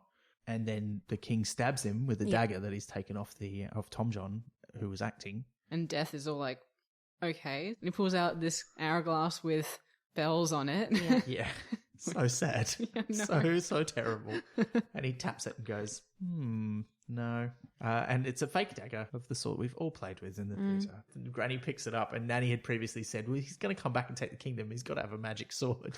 And Granny picks this knife up and passes it to Nanny and says, look, there's your magic sword. It stabs someone and doesn't kill them. That's pretty magical. And that's when it all falls apart for the Duke. Good. Yeah, he deserves it. More like puke. The witches reveal he's the king's son. He's the heir to the throne. We're going to make him king. And Tom John is kind of like, you are? I don't want that. Yeah, what are you talking about? And he's wearing the crown at this stage as well because it was the only crown left in the box of crowns. Oh, that's right, because the other ones all got lost or broken. And again, here's the propaganda. Here's Granny Weatherwax going, see, it's him, how the resemblance is there and how the crown fits him perfectly. And he goes, does it fit him perfectly? He's like, the only thing that stops it from being a necklace is his ears. Yeah. So it's just, it's all storytelling Yeah. that people are buying into because of the magic of the theatre and of words. But there's all that implication, like maybe it buzzed when he picked it up. Maybe it did this, but Yeah. it did not. When all this goes on, the Duke really properly loses it. He's doing like a full. That's how I like to imagine it. He's just laughing. He's full laughing to himself and then looking at his hands and just seeing them streaming with blood. Yeah. And he thinks he's a ghost. Yeah. When He he's puts a not. sheet over himself. Yeah. And everything. He's like, I'm going to haunt this place forever. And that's like, you're not a ghost. No, I am a ghost. I am a ghost. And then his capering like means he falls off the edge of the castle And, then and does becomes an become a actual ghost. Just very nicely wrapped up Yeah. in a sheet. Tom John just does not want to be the king. He sort of goes along with it to a certain degree, but he's like, this is not what I want. I don't want this. And then that's when the witches reveal, well, there is another. And Margaret's surprised, but then puts it all together. Yeah. Because Nanny's been telling her to look at the fool, not as a fool, but look at him properly. Yeah. She sort of figures that something is there, but she doesn't quite know what it is. Yeah. And then people start remarking about how he looks quite like Tom John, and he also looks like the king a bit. Yeah. And yeah, they say he's also the king's son. Because he thought he was called Verence because people name their child after the king. That's just a thing that's done. Yeah. But it turns out... He's named after his dad. Or is he? He's not, but he thinks he is. Yeah, and I love that final reveal. It's like, he's the king. You make him the king. And of course, he's perfect king material because he's actually very smart. He can speak and think like a politician and get stuff done. So he agrees to do it. But it's only when the three witches are meeting after he's been crowned that Nanny Og reveals that, well, yeah, look, I remember his dad. And he's actually the queen's son, not the king's son. Yeah. Was his dad the milkman? No, his dad's a fool, isn't it? Like, Oh no, his dad wasn't a fool. His dad was like a cad, like a gad about town who ran out of town, and that's why his granddad, who was a fool, Yeah. was so keen on him being a fool because his son had not taken up that. Well, that's how I read it anyway. yeah. Yeah. And so him and Tom John are brothers. It's Yeah. just, and they share a dad. It's just that dad's not the king. Yeah, and their mum is, or one of their mothers is at least is the queen. It's never made. Well, presumably both of their mothers are the queen. Well, Tom John's mother would be the queen because he was the official son. Yeah. True. But the fool's mother is referred to as an uncommon beauty, like earlier in the book and that kind of thing, and probably part of court. So. And like really, really early on, one of the witches, I think it's Granny Weatherwax, says, you'd have to be a fool to be a king. Yeah. Granny Weatherwax with the zingers. Yeah. It's just great. And I like how it ends with a few things unresolved. So you kind of know that they'll be back. Yeah. Like Margaret and the fool haven't really made it up and that their story's clearly not over. And all the foreshadowing of Granny Weatherwax turning evil, like at some point. Not that she ever really does, but like she pushes it to the edge a lot of the time. Yeah. And that's WYRD Sisters. It's a real ride. Yeah. Are there any things that we want to talk about that we haven't covered going through the plot? Any favourite bits or interesting parts? Quaffing. Oh, yeah, that's a real theme in this, isn't it? Just quaffing a pint. And what does quaffing a pint mean? I think it's on page 12. There's that footnote. Quaffing's like drinking, but you spill more. And they have Hoyle being bad at quaffing because he manages to get too much of the drink in his mouth, so he gets drunk. Yeah, that's right. That's one of the many ways in which he is a bad dwarf. Oh, such a bad dwarf. Bad at being a dwarf. I had that written in all caps in my notes, just quaff, just for the Yeah. record.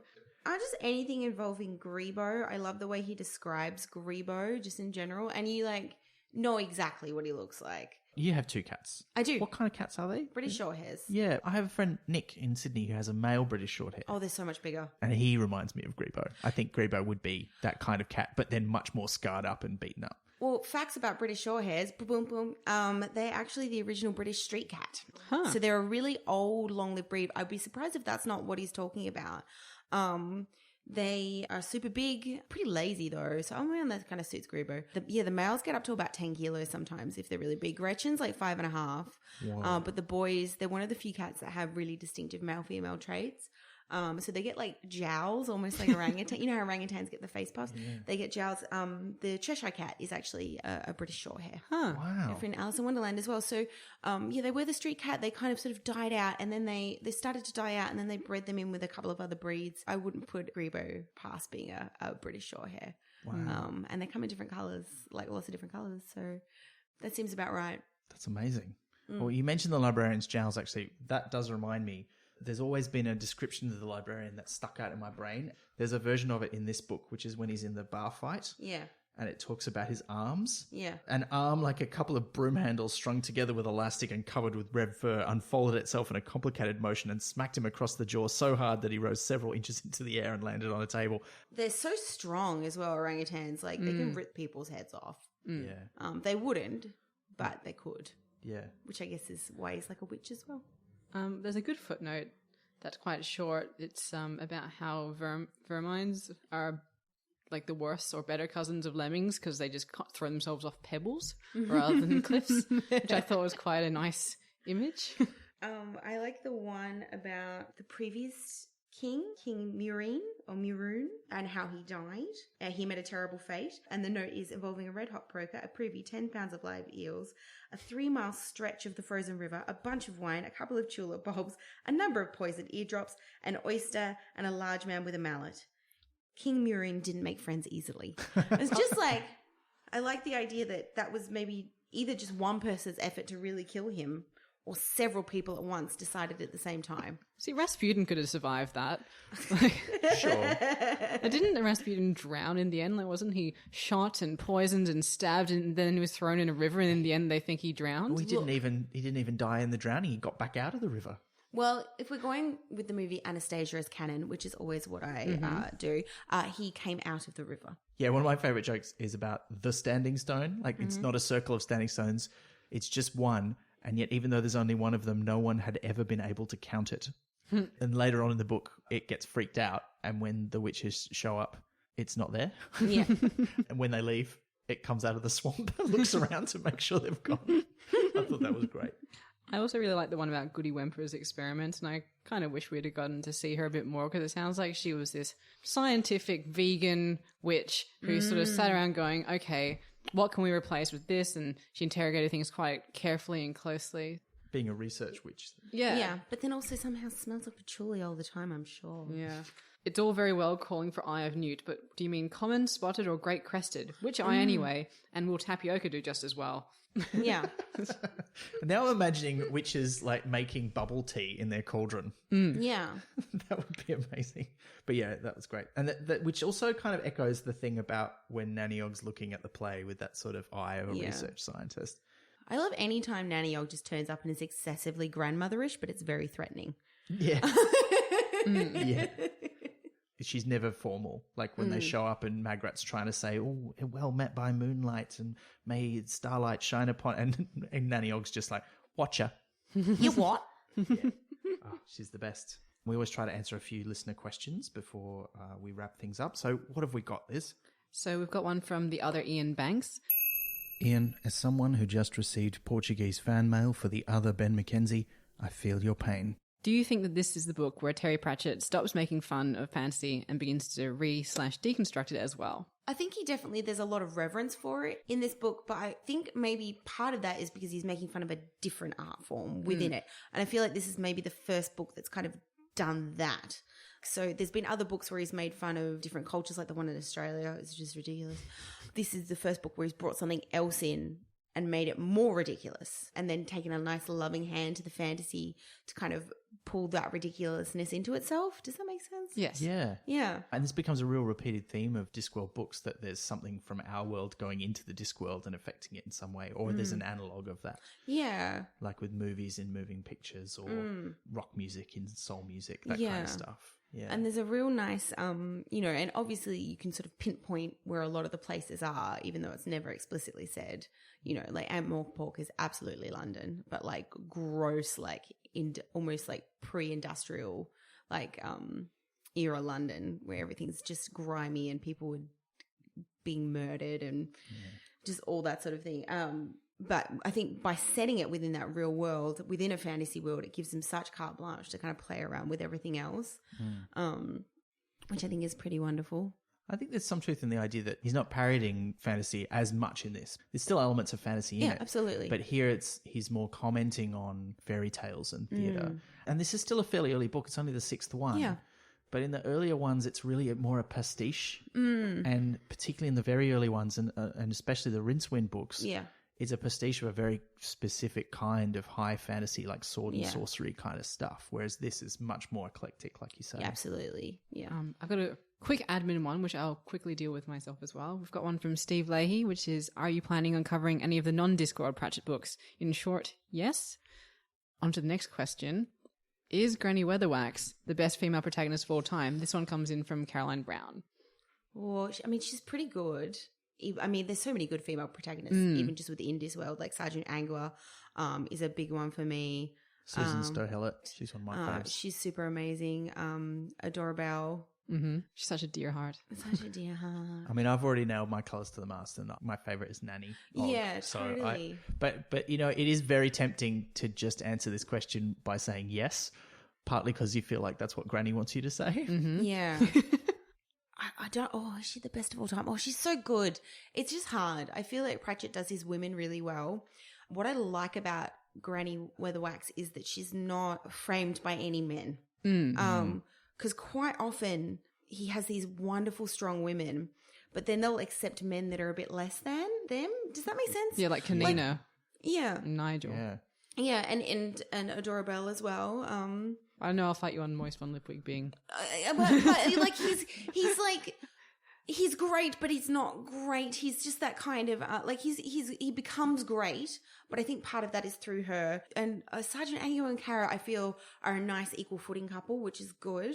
But then there's just a few women, even Margaret taking on the Fool is just that they're usually framed by a relationship. So I like that Granny Weatherwax isn't, and her relationship framing is with another woman, which is Nanny Og, and Nanny Og's relationships, well, she's framed by many men. Yeah. Most of whom are in her past, to be fair. Yeah. But even Vimes and Sybil, I mean, that's a really nice kind of head-on sort of relationship, but she's very much a woman in her own right, and it's great that he writes those. And usually the men that they're with have such respect for that as well. I can't think of anyone that doesn't.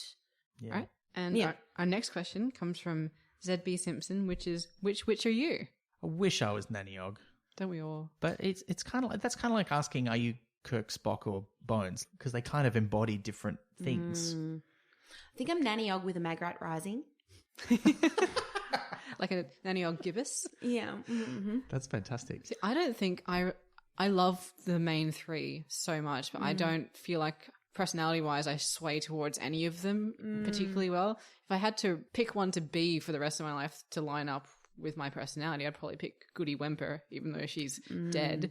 Because of her scientific mind and her just general curiosity, she sounds like she would have been an interesting person. Yeah. And just enjoys interrogating things a bit.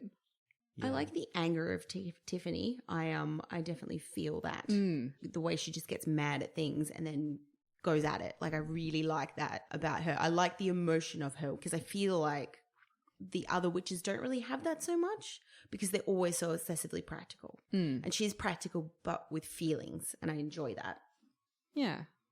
All right. And our final question is a bit of an admin one. It comes from Jodie Martin, and she's asking if there's any chance of us formally declaring a hashtag for those reading along to discuss previous and current book.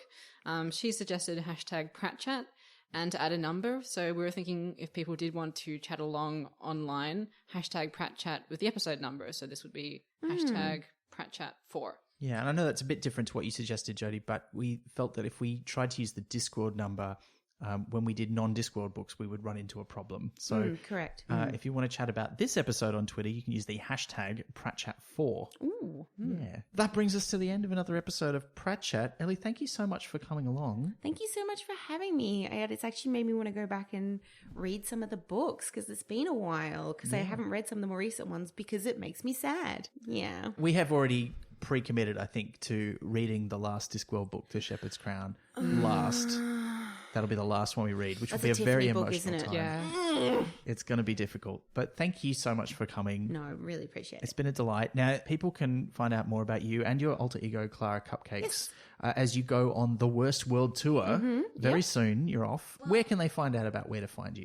You can go to Facebook, just look up Clara Cupcakes. Sometimes that comes up with a girl that makes cupcakes in like San Diego or Santa Monica or something like that. So if you've got Clara Cupcakes Comedy, that is me. I usually pop all my things up on there. Also Instagram, I keep that pretty updated. You can also see my cats that look like tiny Greebos. Also Twitter.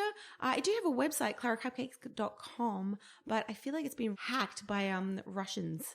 And sometimes it's porn. So I haven't maybe worked don't out go how So to go fix there that first. yet. Yeah, Right, just yeah. head there first.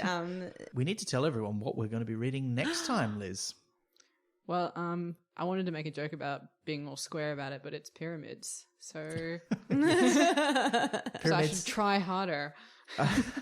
Well, it's a standalone Discworld novel. We're going to be reading it and talking about it with Richard Mackenzie. Ooh. I'm very excited about this. And we'd just like to thank some of our listeners who've already gone on to iTunes where they listen to us and given us a rating. That was really lovely of you. There's some nice reviews on there as well. And if you do want to help us out and help people find us, that's a great way to do it. So if you do like the podcast, let people know either on iTunes or you can tweet about us.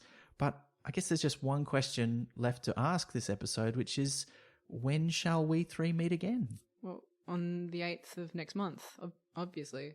I can't come. I'm washing my hair, actually. Oh, okay. We could get a basin. So we three won't be meeting. So we two will. We Yeah. two, and a different one. Also with have Richard. a thing about strange basins. Okay. So Well, that's fair. not saying that you're dirty, but I might be. You're basing that on. You've been listening to Pratchett, the monthly Terry Pratchett Book Club podcast, hosted by Elizabeth Flux and me, Ben McKenzie. This month's guest Pratchetter was Elly Squire, also known as Clara Cupcakes. Pratchett is produced and edited by me, with music by David Ashton of Sample & Holt Studios. We'd love to hear from you. Find us on Twitter, Instagram and Facebook at Pratchett Podcast or on the web at pratchettpodcast.com. Use the hashtag PratChat4 to join the discussion for this episode. Prat Chat is brought to you by Splendid Chaps Productions. We make entertainment for your ears. To find out more, visit splendidchaps.com.